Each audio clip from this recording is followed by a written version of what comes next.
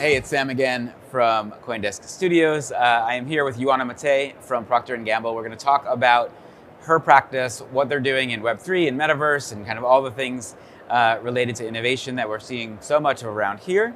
And I'm just really excited to have this conversation. We had Ioana on a panel with us yesterday, which was fantastic. And we also want to talk a little bit about how brands are utilizing this technology, knowing that Procter Gamble is one of the biggest brands in the world. So to think about that through that lens is just fascinating. So first, why don't you tell us about you, introduce yourself, your role, and what you do. Thank you, Sam, for having me here. It's been exciting to be at CS again, a bit live in person. Yes. So many things happening. So I'm the head of Metaverse Web3 for P&G. And I'm working on building the Metaverse strategy for the different brands, and also building our presence as well at CS. So we started with the P&G Life Lab, which is a Web3 activation for CS 2 years ago when it was all pandemic. Yeah. And we renewed it last year, and then we continue to use it as a way to engage with our consumers. In this space of P&G has been playing in the Metaverse space of VR for 20-25 years now. Yeah. So we started with the barcode caves and very much oriented towards consumer research and customer engagement for us. And then now with the technology being more pervasive for our consumers, so we started testing and learning on what does it mean to engage for the consumers, how do we appeal to them and be playing in a meaningful way in where they are and where they play these days. Besides my role as a Metaverse Web3 leader for P&G, I'm also a professional filmmaker, award-winning, and I have an NGO called Women in Immersive Technologies. So I'm seeing a lot of content, and I'm in the space, and lots of dynamics and a lot of talent that is happening right now in this metaverse space. That's fantastic. So, when we were talking before this, I was just so impressed with how long you guys have been focusing on blockchain and Web3.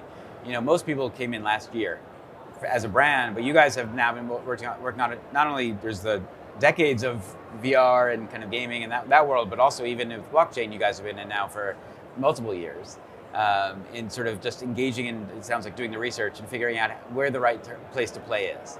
So what's interesting from the perspective of P&G when it comes to Web3, blockchain, NFTs, like where do you think that role plays for yourself?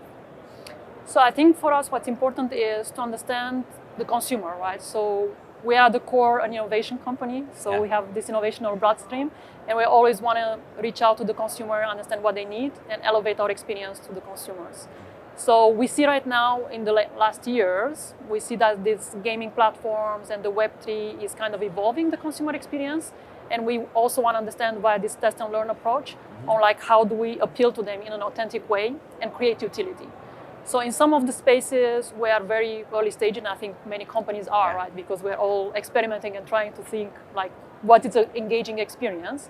So we are having several avenues that we are looking at. So one is truly how do we build immersive experience and brand stories, either for our brands or corporate citizenship stories that are meaningful and in an engagement way for our consumers. The second avenue we're looking is like what does it mean digital to physical for us, because it's another aspect. So you create a brand experience, but then in the end, like how do we reach the consumers with our physical products? So how do we create that? And always with the utility in mind. So when we talk about blockchain or NFTs and so on, we are trying to understand first, like what's the utility for the consumer and how can we evolve that in the space? It does seem like, while the financial side of crypto has been very volatile, that the last really 4 months, 6 months have been the idea that kind of brands have started to figure out that there's a sort of consumer Web3 application.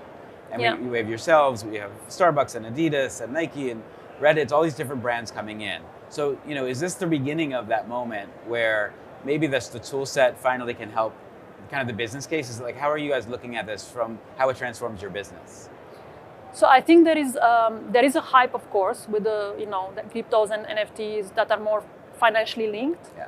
I think what we've seen in the space with the big brands coming in and with this utility in mind is how do we approach the consumer in a meaningful way, but also have accessibility? Because if you think of corporations like ours, or the Starbucks, or the Reddit and so on, we have like billions of consumers, right? So we are not only targeting the ones that have a crypto wallet and so on. So we need to think like, how do we evolve that so it's accessible for all of our consumers in a meaningful way, right? So that utility part is a very conscious thing that we're looking at with our brands, and also like we're trying to find the right partners and the right engagement, or like how do we can bring that to the masses versus limiting only to the crypto community.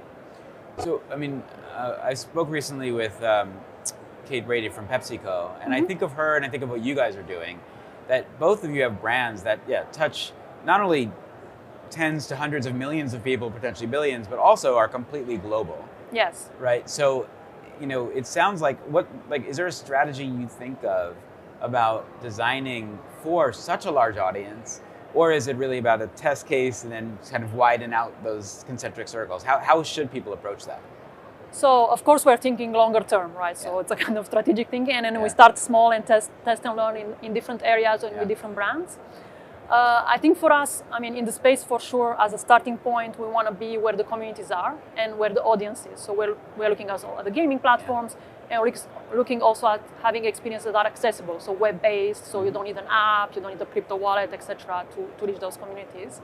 And we're starting more with the brands that are having that community engagement, because one of the key pieces for the metaverse to work is this community engagement, and how do you communicate with your consumers and be relevant and understand them. And some of the brands are more like pervasive, and they're more into the mood on these communities, like grooming, like Oral-B, like beauty, right? So they're more into this gaming community and engagement. So we start more with those to try to understand like how can we be relevant with a good value proposition. In terms of the globalization, of course, different areas and different countries are at different level, and they also have different platforms they're operating with, because it's like the social networks, right? So every region have their own ecosystem, and we're trying to understand this ecosystem, and again, how do we appeal to the different audience? Of course, the metaverse as the gaming community brings this to a whole global level, right? So even for us, we're trying to understand like how can we play in this platform and be relevant to a wider community, which is interesting because it puts us in a position to think, global culture and global engagement. And just going a little bit deeper into the metaverse, if you walk around even the hall we're in, sure, you have gaming on one side, you have industrial metaverses over here. There's a lot of people who seem to be looking at the work experience through a metaverse. What's sort of most interesting to you when it comes to what the metaverse unlocks for us as humans? So I think will be a natural evolution, like we've seen it. I mean, this is a similar conversation we had 20 years ago about social media, right? So it's a natural evolution of the web, of the modern web, and how do we engage. I think if you are thinking about the metaverse activation, for me, if we are abstracting ourselves from the pure tech, there are three key components that we're bringing in. So one is, of course, an immersive storytelling. So you need to have a very good story in this space and be relevant to the community. And this is something that we are good at as a brand, and we need to evolve as well as a big brand and big brand narrative to go into this immersive storytelling for our community. The second one is, of course, the community. So again, we need to be relevant to them, understand how they communicate, what they activate, and how they behave in this space, and so on. And then we have this co-creation opportunity. So there is a big co-creation and an expectation from this community to co-create with brands. So I think that's also something that we need to learn in this approach, in this platform. Like, what does it mean, co-creation? How do we bring value both from the consumers and on the brand with the stories, right? So I'm looking at these three aspects with the different technologies that are here, and I think that will evolve. And I believe this technology are even more connecting us emotionally with the brands. So that's why it's super, super important for us to get the story narrative, the community and the engagement, understanding the users, and creating for them, and creating the utility for them. And then just my final question, you mentioned you're also a filmmaker. As a brand, you're very much in the storytelling game, and people have an emotional connection. And Web3 seems to be an opportunity for people who can be creative and can collaborate with folks like yourself personally and on the brand side. Are you a big believer that this is that kind of transformation for the creative set? That Web3 really is enabling this new way of storytelling, but also of co-creation, but also connection, right? Like, is there where are the areas you think the unlock happens for the creators and how brands can work better with them? So I think for me personally, it's very exciting because this metaverse and the Web3 enable, I mean, it's kind of funnel the creativity in each of us, because either you are a participant in the metaverse and you are enjoying that interaction, which is telling you are, with the metaverse executions, you are putting yourselves in the story and you're living your own story, because that's the interactivity part of it. So that creativity, I think it's inherent of the executions. But also as a creative, and we're looking also at the young generations that are, super. I mean, we're unleashing all of these tools for them, and they are bringing so much into this play, into this game. And this is the new generation, right? And this is the new consumers, and we want to be there, and we want to be with them, and we want to enable them and experience with them. So I think that's a new wave of creativity that is coming, especially for the new generation. I don't think there is a limit. I think everybody can learn.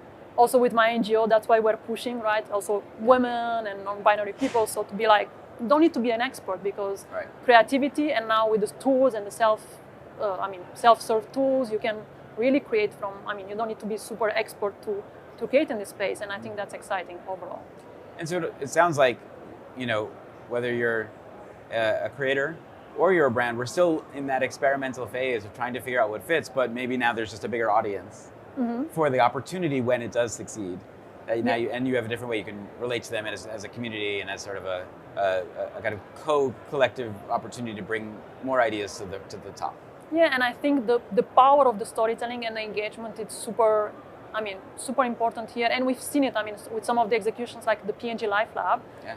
The last year when we opened it for the audience here at CS, we had an average time of 23 minutes. Average. Wow. So it's a Netflix episode, right? Yeah. People come and spend with your brands and with your narrative and with you, because we're also in the platform interacting with them. So it's so powerful and enriching for the consumers, and for us as well to be closer to the consumer in this environment. Yeah, and you guys, you have, we're in a hall of innovation, and this is like a show about innovation, and I don't think people understand how much innovation goes into the products, but also the experience that you guys are designing, correct? Yes, we can use, and again, this immersive aspect and the interactive, it's helping us to tell our brand story in a different way, and it's a more engaging way more emotionally connecting, and putting the experience and the consumer in the middle of the experience and have them at the center, and that's a part of education, there is a part of interaction, there is a part of creativity that comes into play, and that elevates our brand experience and also the utility for the consumer.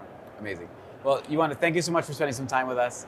Ioana Matei from Procter Gamble, and we'll see you soon, and we'll keep an eye on what's going on. Thank you so much.